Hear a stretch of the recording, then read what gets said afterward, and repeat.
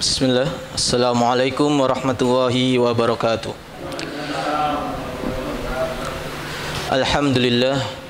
Alhamdulillahi wa kafa wassalatu wassalamu ala ibadihi alladhina istafa wa ala alihi wa sahbihi wa man iktafa. Qala Allah Ta'ala ya ayyuhalladzina amanu taqullaha haqqa tuqatih wa la tamutunna illa wa antum muslimun. Amma ba'd. فإن أحسن الكلام كلام الله وخير الهدى هدى محمد صلى الله عليه وسلم وشر الأمور محدثاتها فإن كل محدثة بدعة وكل بدعة ضلالة. Ikhwati fillah rahimani wa rahimakumullah. Puja dan puji syukur kita haturkan kepada Allah Subhanahu wa taala. Hingga kesempatan yang baik ini kita masih diberikan waktu, diberikan kesempatan oleh Allah Subhanahu wa taala untuk menghadiri majelis ilmu. Di antara majelis ilmu ialah salah satu di antara bukti bahwasanya Allah Subhanahu wa taala menghadirkan kepada kita satu sebab. Satu sebab manakala seorang itu mengambil sebab itu, maka Allah Subhanahu wa taala akan memberikan kemudahan baginya untuk menuju surganya. Sebagaimana Rasulullah sallallahu alaihi wasallam bersabda, "Wa man salaka tariqan yaltamisu fihi ilman, sahalallahu lahu bihi tariqan ilal jannah." Dan barang siapa yang menempuh jalan, dia keluar menempuh jalan untuk menuntut ilmu, maka Allah Subhanahu wa taala sahalallahu lahu bihi tariqan ilal jannah. Maka Allah Subhanahu wa taala akan mempermudah jalannya menuju surga Allah Subhanahu wa taala. Bahkan tidak hanya itu saja. Allah Subhanahu wa taala juga memberikan ganjaran yang luar biasa kepada orang-orang yang menuntut ilmu, orang-orang yang mengikuti majelis ta'lim, mengikuti pengajian, yang mana Allah Subhanahu wa taala juga akan mempermudah dirinya untuk menggapai rizki. Rizki Allah Subhanahu wa taala akan dibentangkan kepada penuntut ilmu. Hal ini sebagaimana ada satu kisah bahwasanya ada dua orang kakak beradik, dua orang bersaudara, yang mana yang satunya ini mereka di antara keduanya ini yang satunya dia giat bekerja, keluar dia bekerja mencari nafkah, dan dia berkepunyaan, dia punya harta. Kemudian yang satunya dia kebiasaan dia ialah menuntut ilmu, bersimpu di hadapan Rasulullah SAW untuk menuntut ilmu, mencari ilmu kepada Rasulullah SAW.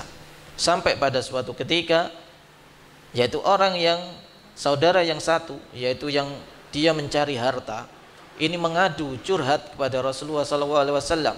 Wahai Rasulullah, ini saudaraku yang ini kebiasaannya hanya menuntut ilmu, hanya mencari ilmu kepadamu. Kemudian Rasulullah SAW membalasnya. Rasulullah mengatakan, la'allaka turzaku bihi. Bisa jadi rezekimu berlimpah ruah seperti ini disebabkan karena saudaramu yang giat menuntut ilmu seperti ini. Inilah salah satu di antara bagaimana faedah dari menuntut ilmu. Jamaah yang semoga dirahmati oleh Allah Subhanahu wa taala. Pada pertemuan kali ini kami akan membahas satu hadis yang diriwayatkan oleh Imam Muslim, yang mana hadis ini dapat kita jumpai di kitab Arba'in Nawawi, salah satu di antara 40 hadis yang dikumpulkan oleh Al-Imam An-Nawawi rahimahullah ta'ala, yaitu pada hadis yang nomor ke-10. Beliau rahimahullah ta'ala memiliki hadis ini karena hadis ini di dalamnya begitu luar biasa, yaitu berkaitan dengan bagaimana seorang itu mencari rezekinya, asupan makanan yang diasup pada tubuhnya itu bagaimana, seperti apa yang diberikan oleh Islam, tata caranya bagaimana ketika meraup rezeki. Karena sebagaimana yang kami mukaddimakan tadi, rezeki itu juga bisa berpengaruh pada diri kita ini. Hadis ini diriwayatkan oleh Imam Muslim yang dibawakan oleh sahabat yang mulia, sahabat yang paling banyak meriwayatkan hadis dari Rasulullah SAW, walaupun perjumpaan dengan Rasulullah SAW beliau ini sebentar, tapi beliau yang paling banyak dari sahabat Rasulullah yang meriwayatkan hadis dari beliau, yaitu sekitar 5.000 hadis lebih. Beliau ialah sahabat Abu Hurairah Abdurrahman bin Sakhr. Nama beliau aslinya Abdurrahman bin Sakhr atau terkenal dengan sahabat Abu Hurairah. Untuk teks hadisnya kami bacakan. An Abi Hurairah radhiyallahu anhu, dari sahabat Abu Hurairah, semoga Allah Subhanahu wa taala meridai beliau, beliau berkata, qala Rasulullah sallallahu alaihi wasallam, Rasulullah sallallahu alaihi wasallam bersabda, innallaha thayyibun la yaqbalu illa thayyiban. Sesungguhnya Allah Subhanahu wa taala itu maha baik, thayyibun, la yaqbalu illa thayyiban. Allah Subhanahu wa taala tidaklah menerima kecuali illa thayyiban, kecuali yang baik-baik saja. Kemudian Rasulullah melanjutkan, wa innallaha amaral mu'minin bima amara bihil mursalin. Sesungguhnya Allah Subhanahu wa taala memerintahkan kepada kaum mukminin sebagaimana Allah Subhanahu wa taala perintahkan juga kepada para utusan-utusannya. Faqala, kemudian Rasulullah sallallahu alaihi wasallam membacakan firman Allah Subhanahu wa taala yang terdapat dalam surat Al-Mu'minun ayat yang ke-51. Allah Subhanahu wa taala berfirman, ya ayyuhar rusul, wahai para rasul, kulu minat thayyibati wa'malu shalihan. Wahai para rasul, makanlah dari yang baik-baik, wa'malu shalihan, kemudian beramallah soleh. Kemudian Rasulullah SAW membacakan firman Allah Subhanahu wa taala yang lain dalam surat Al-Baqarah ayat 100 ke 172. Allah Subhanahu wa taala berfirman, ya ayyuhalladzina amanu kulu min thayyibati ma razaqnakum. Wahai orang-orang yang beriman, kulu min thayyibat, makanlah dari yang baik-baik, ma razaqnakum, dari apa-apa yang telah Allah Subhanahu wa taala rizkikan kepada kalian. Kemudian Rasulullah SAW memberikan kisah kepada kita tentang ada seseorang di sini diceritakan oleh Rasulullah SAW. Tsumma dzakara ar-rajula, kemudian Rasulullah SAW menceritakan ada seorang laki-laki yutilus safar, yang mengadakan perjalanan jauh, ash'atha akbar. Ash'atha itu rambutnya acak-acakan, rambutnya kusut. Ini menunjukkan bahwasannya perjalanannya dia ini memang melelahkan, jauh, ditambah lagi akbar, berdebu, tubuhnya itu berdebu. Karena kita ketahui bersama bahwasanya zaman dahulu itu kalau safar melakukan perjalanan jauh itu melewati padang pasir yang mana tidak akan luput dari yang namanya debu. Kemudian Rasulullah melanjutkan, yamuddu yadaihi ilas sama. Kemudian orang tersebut menengadahkan tangannya, mengangkat tangannya ke atas langit, berdoa, ya Rob, ya Rob, wahai Robku, wahai Robku. Kemudian Rasulullah mengatakan, wa mat'amuhu haram, akan tapi makanannya itu loh haram. Makanannya yang dimakan oleh orang tersebut ialah haram. Wa mashrabuhu haram, kemudian minumannya pula juga minuman yang haram. Wa ghudhiya bil haram, kemudian dia mengasup apa makanan-makanan yang dia asup dalam tubuhnya itu dari sesuatu yang haram. Kemudian Rasulullah SAW menutup hadis ini, fa anna yustajabu lidzalika, bagaimana doanya itu bisa dikabulkan oleh Allah Subhanahu wa taala. Hadis ini sahih, diriwayatkan oleh Imam Muslim, rawahu Muslimun. Jamaah yang dirahmati oleh Allah Subhanahu wa taala, adapun penjelasan dari hadis ini, dalam awal hadis Rasulullah sallallahu alaihi wasallam memberikan pengetahuan kepada kita di antara salah satu di antara nama-nama Allah ialah, di antara sifat-sifat Allah Subhanahu wa taala ialah thayyibun, maha baik. Sebagaimana Rasulullah SAW mengatakan, innallaha thayyibun, sesungguhnya Allah itu maha baik. Kata baik di sini itu meliputi segala sesuatu kebaikan. Dan yang namanya baik di sini khusus untuk Allah Subhanahu wa taala itu ialah sebagaimana penjelasan dari Syekh Muhammad bin Shalih Al-Utsaimin, bahwasannya yang namanya baik itu ialah diddut thayyib, yaitu tidak ada yang namanya keburukan. Jadi lawan dari keburukan itu tidak bakal melekat pada Allah Subhanahu wa taala. Jadi semua itu baik. Jadi seperti itu.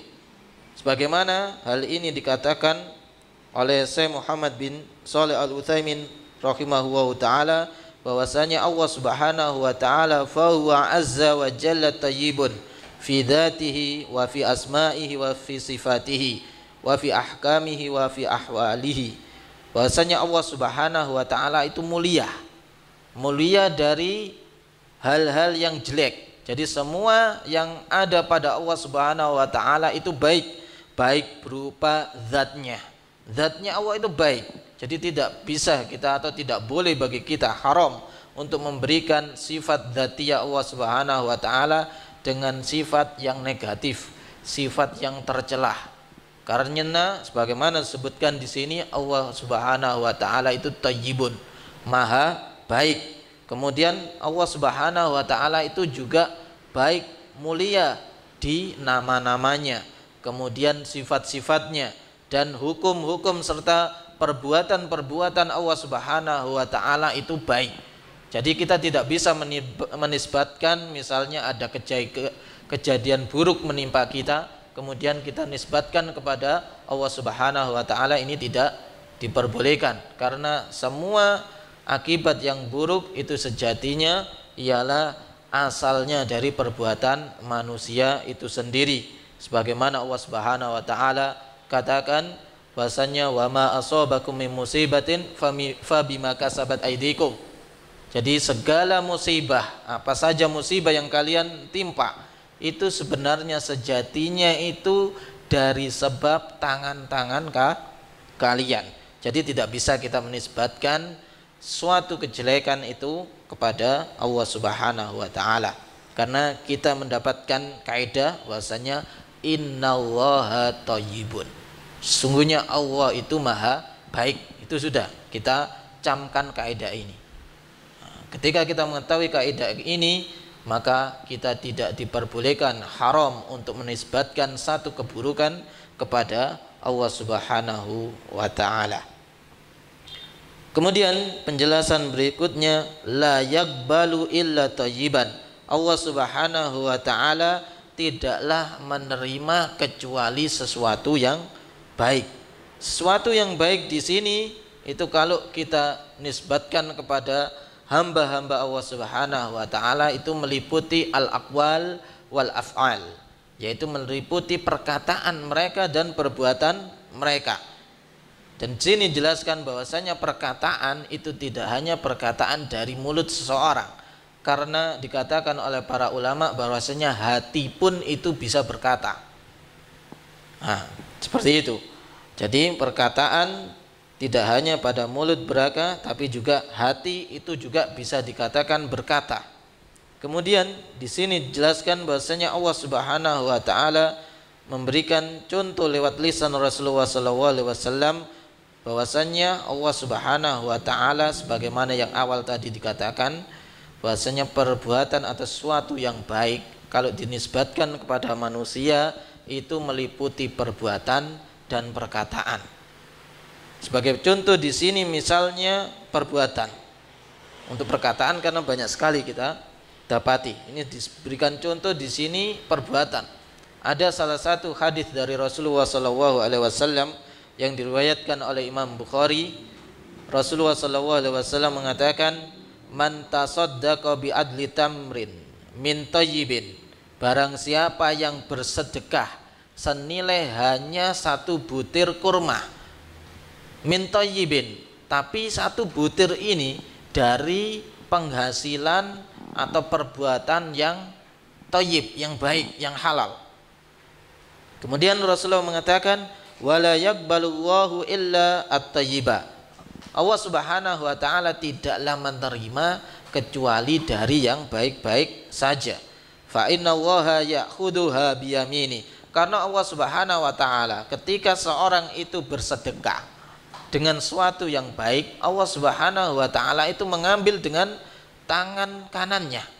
Nah, di sini kita dapati bahwasanya Allah Subhanahu wa taala itu mempunyai tangan kanan. Sudah tidak perlu kita takwilkan lagi. Sudah kita cukupkan Allah Subhanahu wa taala mempunyai tangan. Tentang bagaimananya itu tidak perlu kita khayalkan. Wajib bagi kita itu hanya mengimani bahwasanya Allah Subhanahu wa taala mempunyai tangan. Kemudian wa yurabbihi, kemudian Allah Subhanahu wa taala memelihara sedekah tersebut. Sedekah seseorang walaupun hanya sebiji kurma itu dipelihara oleh Allah Subhanahu wa taala. Kama yurabbi ahadukum faluwahu, sebagaimana kalian itu memelihara kuda kecil. Jadi Allah Subhanahu wa taala mengibaratkan di sini ibarat seorang itu ketika bersedekah dengan sebiji kurma, kemudian Allah Subhanahu wa taala memeliharanya sebagaimana kita memelihara kuda kecil hatta takuna mithlal jabal. Sampai yang mana dari sebiji kurma ini dipelihara, ditumbuhkan, dirawat oleh Allah Subhanahu wa taala sampai sebesar mithlal jabal, seperti gunung. Nah, ini bagaimana kebaikan, kemurahan, pengasihnya Allah Subhanahu wa taala kepada umatnya.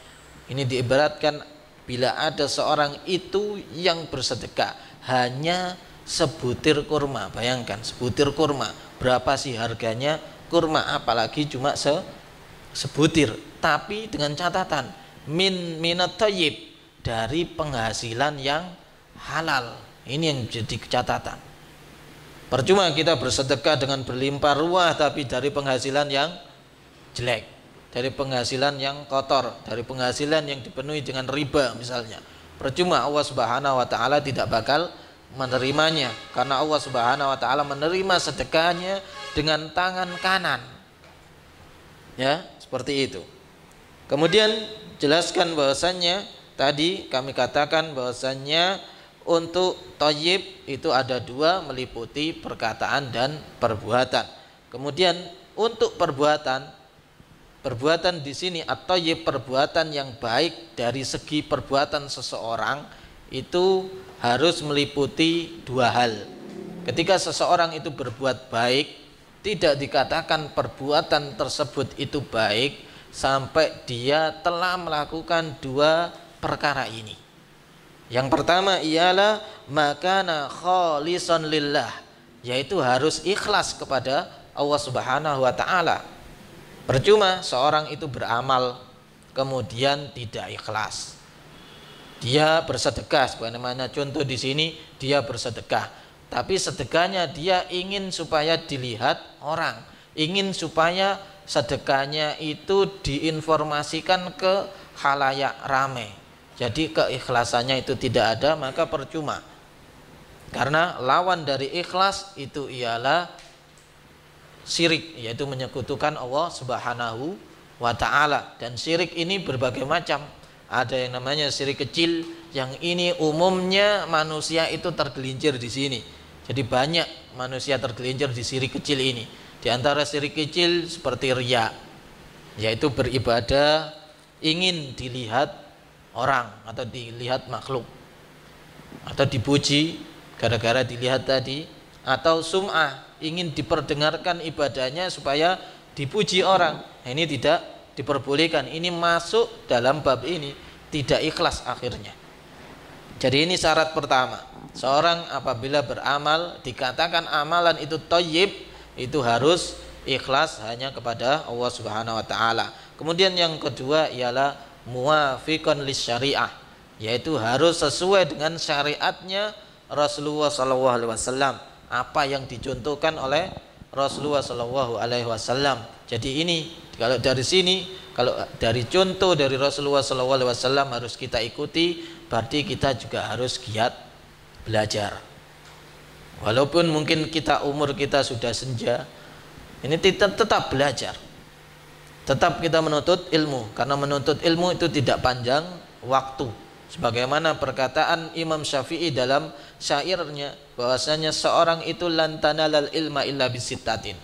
Seorang itu tidak akan mendapatkan ilmu kecuali dengan dia menempuh 6 perkara. Salah satunya ialah tulu zamanin, yaitu membutuhkan waktu yang panjang. Waktu yang panjang ini berkaitan juga dengan umur. Jadi tidak ada batasan umur dalam menuntut ilmu. Jamaah yang semoga dirahmati oleh Allah Subhanahu wa taala, 2 syarat diterimanya atau dikatakan ibadah itu thayyib tadi bisa kita lihat dalilnya dalam surat Al-Kahfi ayat 110. Dalam penggalan surat Al-Kahfi ayat 110, Allah Subhanahu wa taala berfirman, "Faman kana yarju liqa'a rabbih falyamal amalan shalihan wa la yusyrik bi ibadati rabbih ahada." Maka barang siapa yang ingin berjumpa dengan Allah Subhanahu wa taala kelak di surga di hari kiamat kelak, maka hendaknya dia beramal soleh.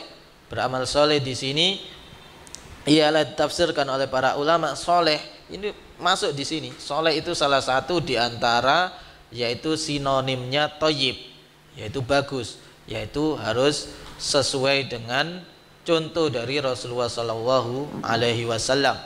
Kemudian falyamal amalan sholiha wala yusyrik, dan janganlah dia sekali-kali menyekutukan Allah Subhanahu wa taala dalam ibadah. Ini 2 syarat diterimanya amal atau ibadah atau amal itu disebut thayyib, baik. Kemudian thayyib yang berikutnya yaitu baik yang berikutnya yaitu baik dari segi amwal, dari segi harta kita. Nah, harta itu dikatakan baik oleh Allah Subhanahu wa taala, itu dikatakan maktasaba an tariqin halalin, jika harta tersebut diraih didapatkan dari jalan yang halal. Nah, ini disebut baik oleh Allah Subhanahu wa taala kalau dia mendapatkan harta tersebut dari jalan yang halal. Wa amma maktasaba an tariqin muharramin fa innahu khabithun. Nah, adapun jika ada satu harta yang didapatkan dari sesuatu yang haram, maka itu bukan disebut thayyib tapi khabith, yaitu lawan dari thayyib, yaitu kejelekan, burukan, dari sesuatu yang buruk, sesuatu yang jelek.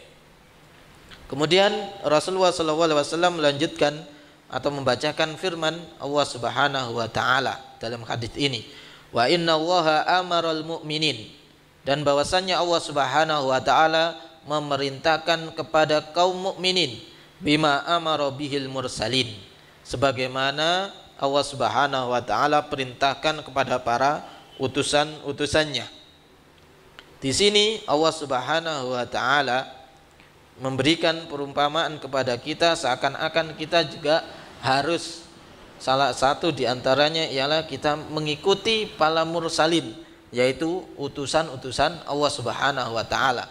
Karena Allah Subhanahu wa taala di samping memerintahkan kepada kaum mukminin, di sini diibaratkan juga diperintahkan kepada para utusan. Para utusan ialah rasul-rasul Allah Subhanahu wa taala, dan rasulnya umat Islam ialah Nabi Muhammad sallallahu alaihi wasallam. Berarti seakan-akan Allah Subhanahu wa taala di sini memberikan kode kepada kita agar kita ini mengikuti Rasulullah sallallahu alaihi wasallam. Kemudian di sini masih Rasulullah sallallahu alaihi wasallam membacakan firman Allah Subhanahu wa taala, yaitu membacakan salah satu firman Allah surat Al-Mu'minun ayat ke-51. Ya ayyuhar rusul, wahai para rasul, kulu minat thayyibati wa'malu sholihan. Wahai para rasul, makanlah dari yang baik-baik, wa'malu sholihan, dan beramallah soleh. Nah, di sini Allah Subhanahu wa taala memerintahkan rasul sebagai contoh dari umat-umatnya itu untuk memakan sesuatu yang baik, kemudian beramal dengan amalan soleh. Di sini tentang amalan soleh, sebagaimana tadi dijelaskan, at-thayyib minal amwal, yaitu Thayyib atau kebaikan dari segi harta itu ialah sesuatu atau harta yang diambil dari jalan yang halal. Di sini diberikan contoh oleh penulis di sini bahasanya diberikan permisalan ada dua supaya kita mengetahui apa yang namanya itu pendapatan yang haram dengan sesuatu yang haram. Yang ini ada kaitannya dengan sesuatu yang akan kita asup atau kita makan. Di sini diberikan dua contoh. Yang contoh yang pertama yaitu mengenai berikan contoh di sini jika ada seseorang yaitu di sini haram lidatihi, ada haram li kasbihi. Yaitu haram ini di sini dilihat dari cara mendapatkannya itu ada dua. Yang pertama haram dilihat dari zatnya, haram lidatihi. Jadi zatnya itu haram. Jadi zatnya itu sendiri loh haram. Kemudian yang kedua haram likasbihi, haram dari cara mendapatkannya. Contoh yang pertama yaitu haram lidzatihi, haram dari segi zatnya. Itu misalnya berikan contoh di sini, misalnya ada seseorang itu yang makan bangkai kambing. Kita ketahui bersama bahasanya Allah Subhanahu wa taala itu hurrimat al-maitah, yaitu Allah Subhanahu wa taala mengharamkan maitah, yaitu bangkai. Entah itu bangkai dari sesuatu yang atau hewan yang halal tapi itu bangkai, ya bangkai namanya. Diberikan contoh di sini ialah kambing. Kambing itu secara asal ketika setelah disembelih kemudian dipanggang kemudian dimasak dimakan ya, itu kan secara asal dia halal.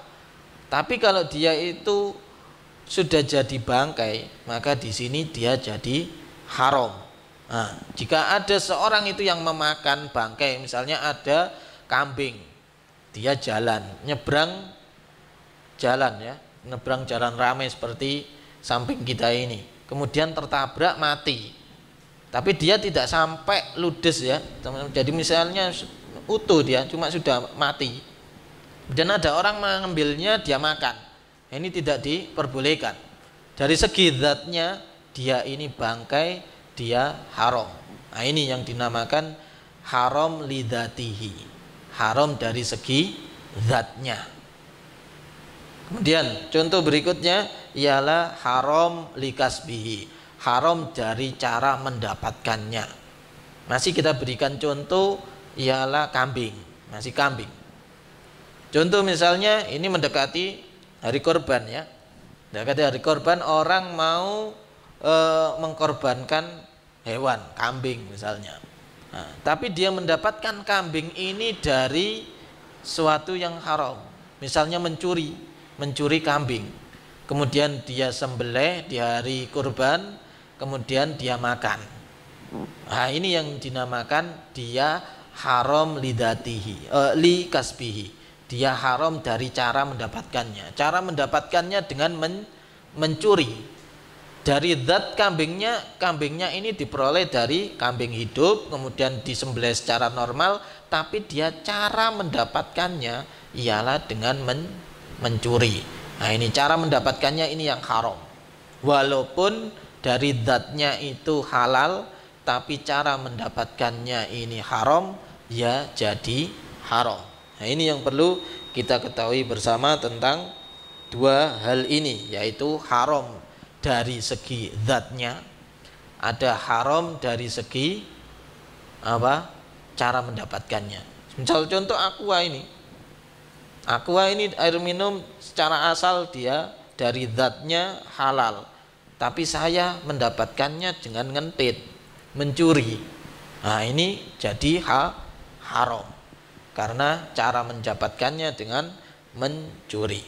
Kemudian dilanjutkan dalam hadis ini, jamaah yang dirahmati oleh Allah Subhanahu wa taala, wa'malu solehan, dan beramallah soleh. Bagaimana tadi katakan, amal soleh, amal yang baik, amal yang thayyib, itu dikatakan thayyib ialah harus sesuai dengan perintah Rasulullah SAW dan harus ikhlas karena Allah Subhanahu wa taala. Kemudian dilanjutkan di sini Rasulullah Shallallahu Alaihi Wasallam memberikan contoh kepada kita, memberikan cerita atau contoh kepada kita. Tsumma dzakara rajula. Kemudian Rasulullah Shallallahu Alaihi Wasallam memberikan cerita kepada kita, menyebutkan ada seorang laki-laki.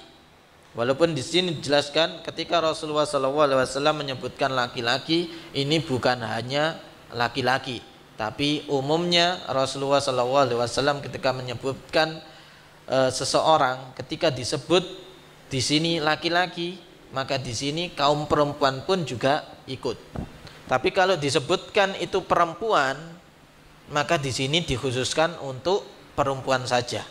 Tapi kalau disebutkan laki-laki, apalagi disebutkan di sini dengan cara yang umum oleh Rasulullah SAW, tidak menunjukkan nama orang, berarti di sini juga meliputi perempuan.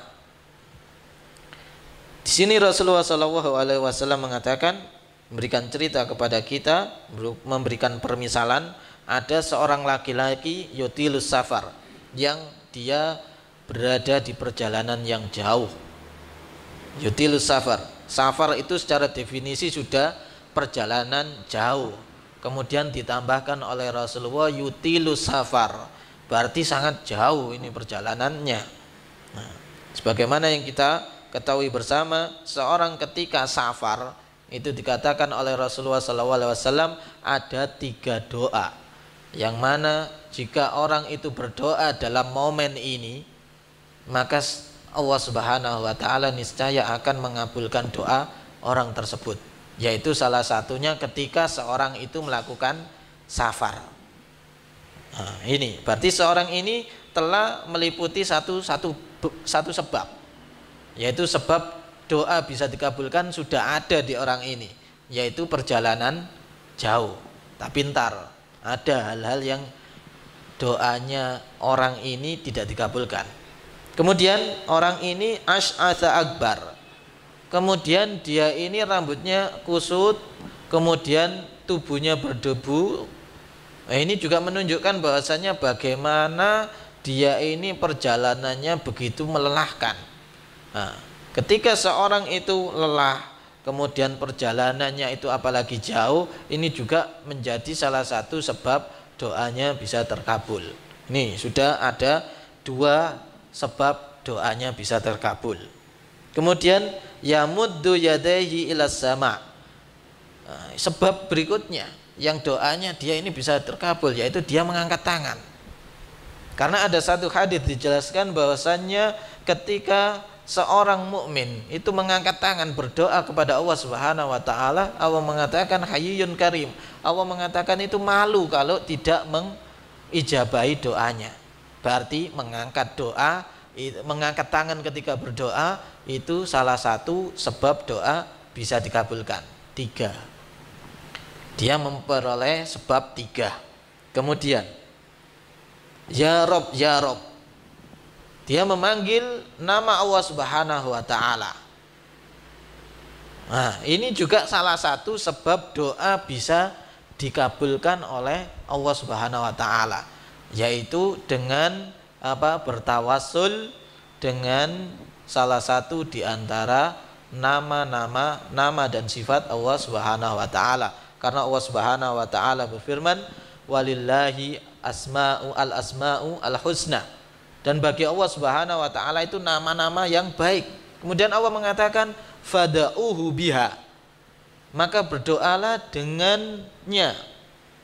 Dengan apa? Bertawasul dengan nama dan sifat Allah Subhanahu wa Ta'ala. Nah, dia mengadakan atau memperoleh sebab berikutnya. Berapa tadi? 1, 2, 3, 4. 4 sebab dia dia lakukan.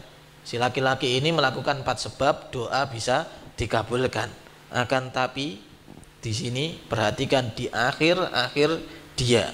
Ini menunjukkan bahwasannya khawatim al-amal, yaitu penutup amal itu harus kita lakukan. Kita beramal dari kecil baik, kemudian qadarullah di masa tua kita beramal jelek. Nas'alullah al-afiyah wassalama. Nah, ini bahaya. Kalau bisa itu dari kecil baik sampai tua baik sampai akhir hayat dijemput oleh Allah Subhanahu wa taala itu dalam keadaan baik. Itu yang kita harapkan. Nah, ini orang ini awalnya baik. Dia mengadakan sebab ketika berdoa dengan 4 sebab tadi. Yaitu dengan dia telah melakukan perjalanan jauh. Kemudian perjalanannya itu saking jauhnya juga melelahkan. Kemudian dia mengangkat tangannya ketika berdoa. Kemudian dia juga bertawasul kepada Allah Subhanahu wa taala dengan namanya. Kemudian di akhir dikatakan di sini Rasulullah SAW mengatakan wa mat'amuhu haram. Makanannya itu haram. Ini yang jadi sebab walaupun dia telah melakukan sebab-sebab yang banyak, sebab-sebab untuk doa itu dikabulkan, melakukan sebab yang mungkin kita katakan ini remeh, tapi ini yang jadi doa ini tidak dikabulkan. Ini yang harus juga kita wanti-wanti bersama, kita perhatikan bersama. Mungkin kita terkadang mengeluh, kita banyak berdoa, kok Allah Subhanahu wa taala tidak kunjung mengabulkan ya. Padahal Allah Subhanahu wa taala mengatakan wa idza sa'alaka ibadi anni fa inni qarib. Dan jika ada salah seorang di antara hambaku itu wa idza sa'alaka ibadi, yaitu berdoa meminta kepada Allah Subhanahu wa taala, katakanlah Allah itu dekat. Ujibu da'watad da'i idza da'an. Allah Subhanahu wa taala itu ujibu, mengabulkan segala doa seorang yang apabila dia berdoa. Fal yastajibu di wal yu'minu bi. Ini perhatikan yang ayat berikutnya, potongan berikutnya. Hendaknya kalian itu fal yastajibuli, yaitu melakukan apa? Kembali kepada Allah Subhanahu wa taala. Kemudian wal yu'minu bi, beriman kepada Allah Subhanahu wa taala. Salah satu bentuk seorang itu beriman ialah seorang itu harus menjauhi suatu yang haram. Salah satunya ini mat'amuhu, yaitu makanannya. Nah, ini. Kemudian sebab berikutnya yaitu wa masyrabu haram, minumannya haram. Kemudian wa hudiya bil haram, yaitu dia ini memperoleh makanan atau memperoleh makanannya itu dari orang lain, tapi dia tahu orang lain itu penghasilannya haram, kemudian tapi tetap dia makan. Jadi asupan yang dia asup itu dari suatu yang haram.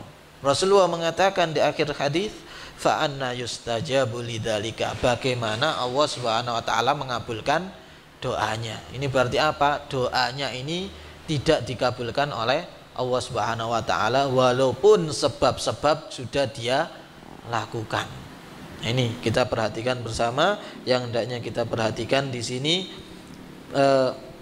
untuk memperoleh sebab doa dikabulkan itu tidak hanya kita melakukan sebab-sebab doa bisa dikabulkan, tapi juga kita harus melakukan sebab-sebab agar doa itu apa dikabulkan, dan ini menjauhi segala sebab doa itu tidak dikabulkan. Jadi menjauhi segala sebab yang doa itu tidak dikabulkan harus kita jauhi pula. Percuma kalau kita melakukan sebab doa itu dikabulkan, tapi sebab doa tidak dikabulkan itu kita lakukan. Sebagaimana orang ini, dia ini melakukan dua-duanya. Sebab doa dikabulkan dia lakukan, sebab doa tidak dilakukan dia lakukan. Nah, ini yang menunjukkan bahwasanya kita harus perhatian akan perbuatan-perbuatan kita, terutama amalan-amalan yang bisa menjerumuskan terhadap sesuatu yang haram. Jamaah yang semoga dirahmati oleh Allah Subhanahu wa taala. Kemudian di sini disebutkan ada beberapa faedah yang dapat kita ambil dari hadis ini. Di antaranya ialah yang pertama, anna min asma'illahi ta'ala at-tayyib. Sebagaimana kami katakan tadi, di antara nama-nama Allah Subhanahu wa taala itu ialah at-tayyib, innallaha tayyibun.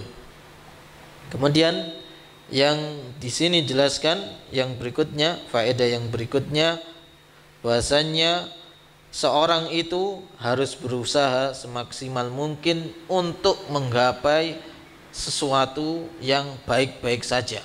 dan menghindarkan segala amalan-amalan yang buruk. Kemudian faedah yang berikutnya yang dapat kita ambil di sini yaitu kamalullahi azza wa jalla fi dzatihi wa sifatihi wa af'alihi wa ahkami. Bahasanya Allah Subhanahu wa taala itu sempurna dari segi zatnya, sifat-sifatnya, nama-namanya itu semuanya sempurna.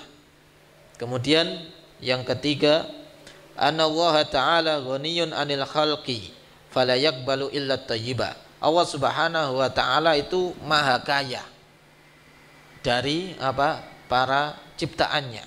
Jadi Allah Subhanahu wa taala sejatinya itu tidak membutuhkan apa yang diberikan oleh penciptanya, oleh yang diciptakan, yaitu makhluknya. Fala yaqbalu illa thayyiba. Dan Allah Subhanahu wa taala tidaklah menerima dari yang diciptakan atau makhluknya tersebut kecuali dari hal-hal yang halal. Hal ini sebagaimana dikatakan tadi di dalam sabda Rasulullah SAW, la yaqbalu illa thayyiban. Allah Subhanahu wa taala tidaklah menerima kecuali yang baik-baik saja.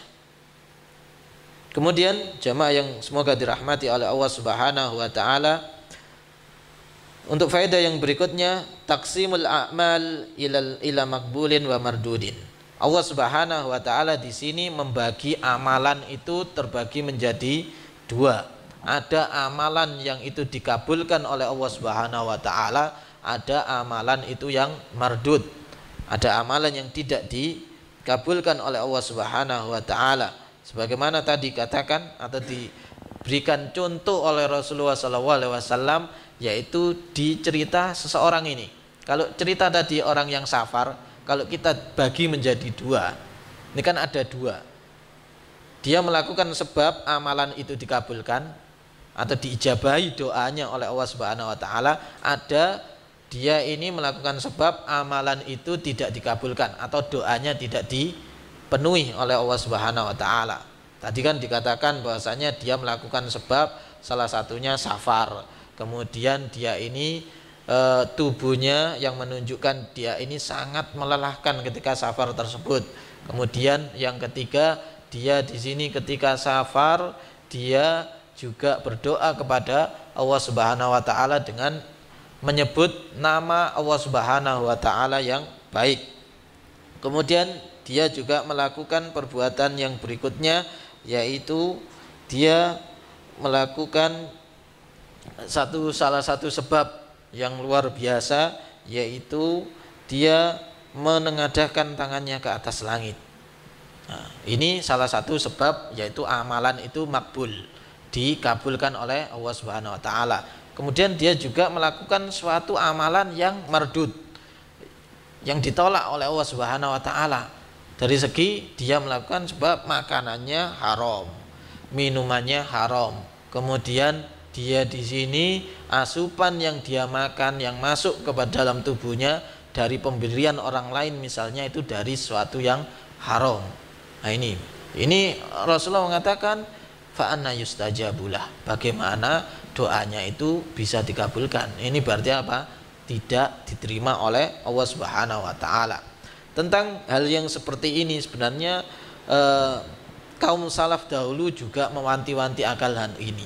Bahkan mereka itu sangat menjaga keluarganya akan sesuatu makanan. Ini kita bercerita tentang makanan ya, yaitu dari suatu makanan yang haram.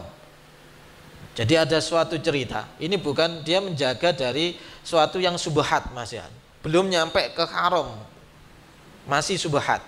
Jadi subhat itu antara halal dengan haram, pertengahan, bingung.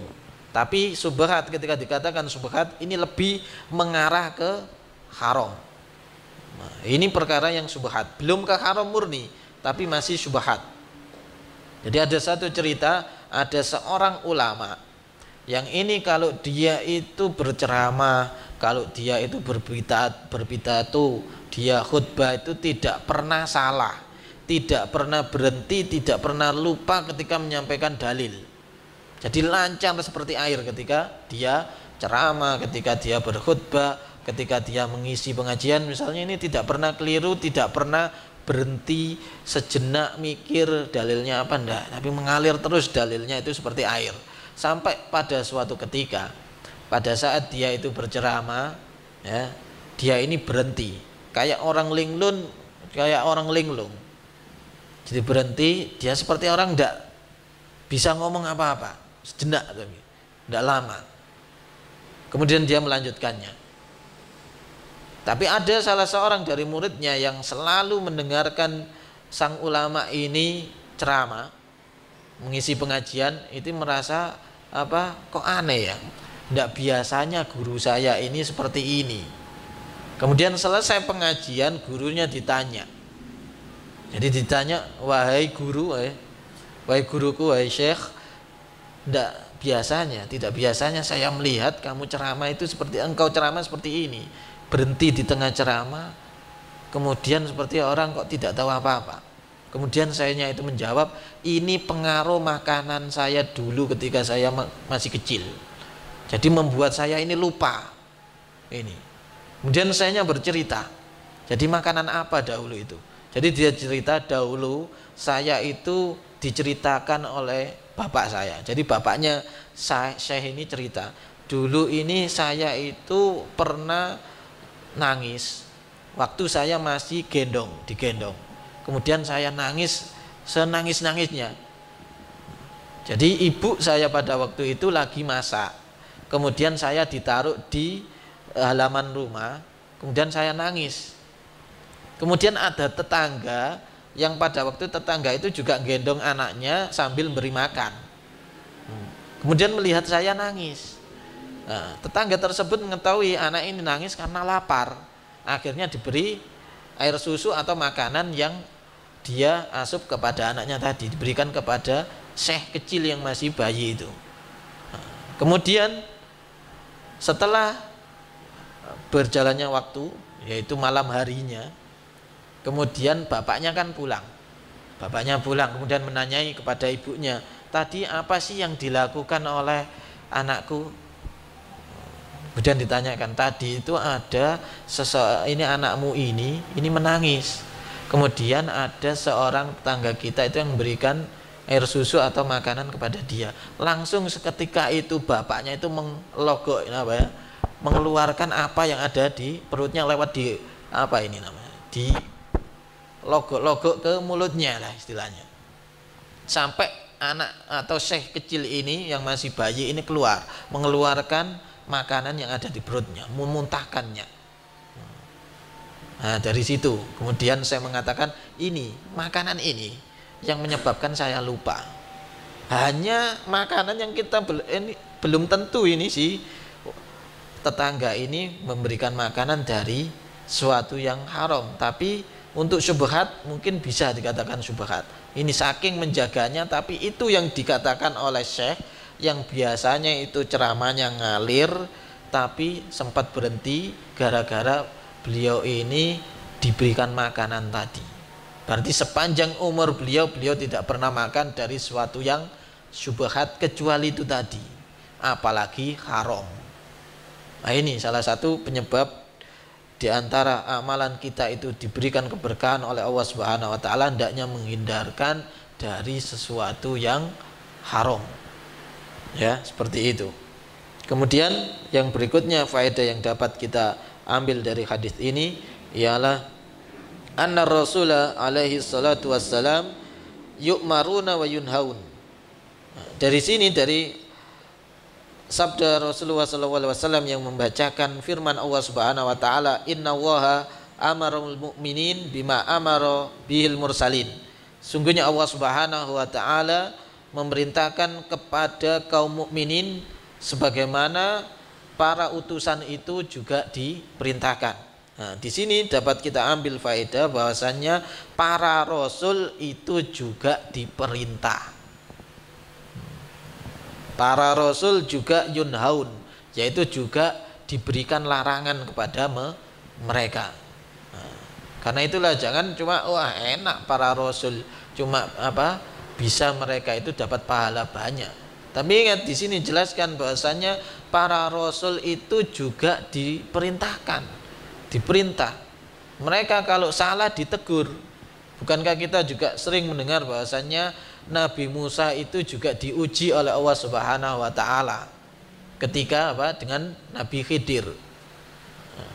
Ini bukti bahwasannya Allah Subhanahu wa taala itu merintahkan kepada Nabi Musa, seorang nabi, diperintahkan untuk dia menuntut ilmu kepada nabi, padahal Nabi Musa itu derajatnya lebih tinggi dari Nabi Khidir, tapi masih diperintahkan oleh Allah Subhanahu wa taala untuk nuntut ilmu ke Nabi Khidir. Padahal dari segi kerasulan Nabi Musa itu lebih tinggi, tapi mungkin Nabi Khidir ini lebih senior dari segi umur. Namanya juga senior, berarti pengalamannya lebih banyak. Karena itulah Nabi Musa disuruh menimba ilmu oleh Allah Subhanahu wa taala. Nah, ini berarti nabi itu juga diperintah oleh Allah Subhanahu wa taala. Bahkan Rasul kita Muhammad SAW itu juga diperintah oleh Allah Subhanahu wa taala. Bukankah seperti syariat tahajud, syariat witir itu wajib kepada Rasulullah SAW? Mungkin kepada umatnya sholat tahajud, sholat witir itu hukumnya sunnah, tapi khusus kepada Nabi SAW sholat tahajud, sholat witir itu wajib. Makanya Allah Subhanahu wa taala wa minal laili fatahajjat bihi, dan di sebagian malam wahai Muhammad kamu hendaknya fatahajjat bihi, apa? Sholatlah tahajud. Berarti Rasulullah juga diperintah. Jadi kita tidak perlu cemburu, enak para nabi langsung masuk ke surga, di dunia enak ya, tidak. Tapi para nabi juga diperintah oleh Allah Subhanahu wa taala. Jemaah yang semoga dirahmati oleh Allah Subhanahu wa taala. Kemudian yang berikutnya, yang terakhir dari faedah ini, yaitu annahu yajibu asyukru nikmatillahi ta'azza wa jal bil amal as-soleh. Salah satu bentuk syukur nikmat kepada Allah Subhanahu wa taala yang wajib kita lakukan ialah kita dengan beramal soleh. Mungkin kita mensyukuri nikmat Allah, mungkin ketika kita diberikan nikmat yang besar kita bingung bagaimana cara kita bersyukur kepada Allah Subhanahu wa taala. Mudah, yaitu kita hendaknya beramal soleh sebanyak-banyaknya. Itulah yang dikatakan oleh Allah Subhanahu wa taala bentuk syukurmu kepada Allah Subhanahu wa taala. Sebagaimana Allah Subhanahu wa taala berfirman dalam hadis tadi, "Kulu minat thayyibati wa amalu sholihah." Makanlah dari sesuatu yang baik, kemudian beramallah soleh. Nah, ini salah satu bentuk syukur Allah Subhanahu wa taala memberikan kita sesuatu yang baik, rezeki yang baik, berikan rezeki kepada kita. Bentuk syukur kita wa'malu sholehan, hendaknya kita beramal soleh. Jamaah yang semoga dirahmati oleh Allah Subhanahu wa taala, mungkin demikian yang dapat kami sampaikan karena adzan Isya sudah berkumandang. Kurang lebihnya kami mohon maaf. Kita tutup dengan doa kafaratul majlis. Subhanakallahumma wa bihamdika asyhadu an la ilaha illa anta astaghfiruka wa atubu ilaik. Wa akhiru da'wana alhamdulillahi rabbil alamin. Assalamualaikum warahmatullahi wabarakatuh.